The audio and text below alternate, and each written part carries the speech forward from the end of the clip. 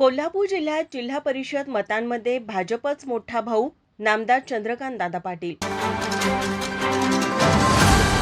नुकत्याच झालेल्या जिल्हा परिषद व पंचायत समितीच्या निवडणुकीत भारतीय जनता पार्टीने यश संपादन केल्याबद्दल भारतीय जनता पार्टीच्या वतीने या निवडणुकीत विजयी झालेल्या उमेदवारांचा सत्कार भाजप कार्यालयात आयोजित केला होता. उच्च व तंत्र शिक्षण मंत्री नामदार चंद्रकांत दादा पाटील यांनी नूतन सदस्यांचा सत्कार केला.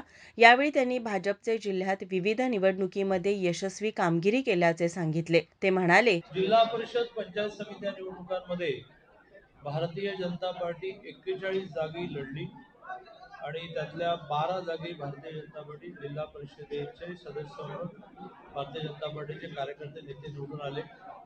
या व्यतिरिक्त 31 पंचायत समित्या अशा आहेत की या ठिकाणी भारतीय जनता पार्टीचे कार्यकर्ते नेते विजयी झालेले आहेत.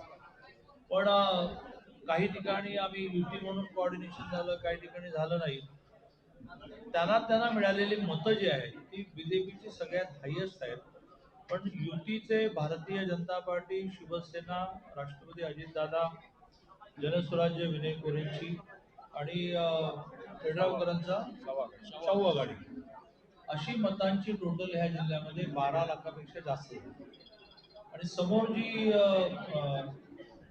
महाविकास आघाडी तयार होते त्याची मतही सगळे मिळून 3-3.5 लाखाच्या वर जात आहेत. वर्षानुवर्ष अनेकांनी काम करण्यानंतर ही स्थिती आली. या जिल्ह्यामध्ये महायुतीला मानणारा 12 लाखापेक्षा जास्त मतदार झाला. त्यामुळे एकूण 78 पैकी 51 जागा महायुतीच्या आलेल्या आहेत. जिल्हा परिषद अध्यक्ष कोणाचा एवढा विषय 1-2 दिवसात ठरवू. बाकी महायुतीचं सरकार इथे क्लिअरच झालं.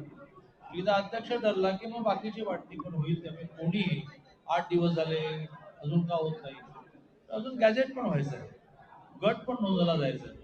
प्रत्येक गटात आमचा आज गटनेता ठरला तानाजी पाटील आमचे कौशिक येते, असं सगळ्यांचे गटनेते ठरायचे आहेत. गट कलेक्टर रजिस्टर करायचा आहे.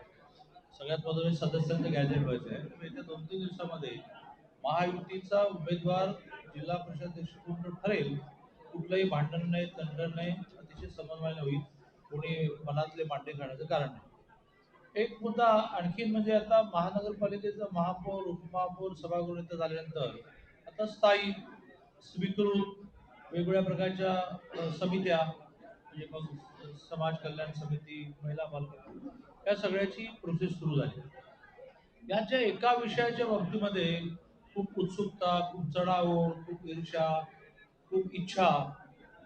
तर एकच विषय आहे की जो नॉन नगरसेवकांमधून येतो. बाकी तर स्थायी समिती सदस्य नगरसेवकांमधला येतो, महिला बाल कल्याण नगरसेवक येतो. तर स्वीकृत हे मात्र समाजातून घ्यायचे असतात. तर एकूण त्याचा दरवेळेला 5 असतात. यावेळेला ते 10 झाल्यामुळे 10ला 1, 10ला कॅपिंग असं झाल्यामुळे महानगरपालिका कोल्हापूरला 8 मिळाले. संख्याबळाप्रमाणे बीजेपीला 3 मिळाले. आम्ही निर्णय केलाय की प्रत्येकाला 1.25 वर्षाची टर्म द्यायची. कारण स्वीकृत हा काही अधिकार नाही. जे प्रत्यक्ष निवडून येऊ शकत नाहीत असे काही समाज आहेत, असे काही कार्यकर्ते आहेत की ज्यांना निवडून येण्याच्या रणांगणात उतरवता आलं नाही, अशांना एका अर्थाने 1.25 वर्ष महानगरपालिकेत जाण्याची संधी मिळावी.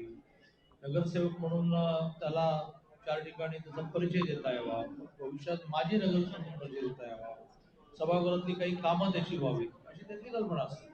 म्हणून आम्ही 3ला मल्टिप्लाय बाय 4 असे 12 जणांना नजीकच्या 5 वर्षामध्ये संधी देणार आहोत. यावेळी खासदार धनंजय महाडिक, माजी आमदार सुरेश हळवणकर, समरजी सिंह घाडगे, माजी आमदार प्रकाश आवाडे, विजय जाधव, स्वाती कोरी, महेश जाधव, नाथाजी पाटील यांच्यासह नूतन जिल्हा परिषद व पंचायत समितीचे सदस्य, भारतीय जनता पार्टीचे पदाधिकारी, कार्यकर्ते उपस्थित होते.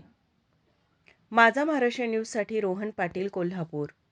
बाळ, फ्रीजमधून श्रीखंड काढ ना. आम्ही पूर्वी घरीच बनवायचो श्रीखंड.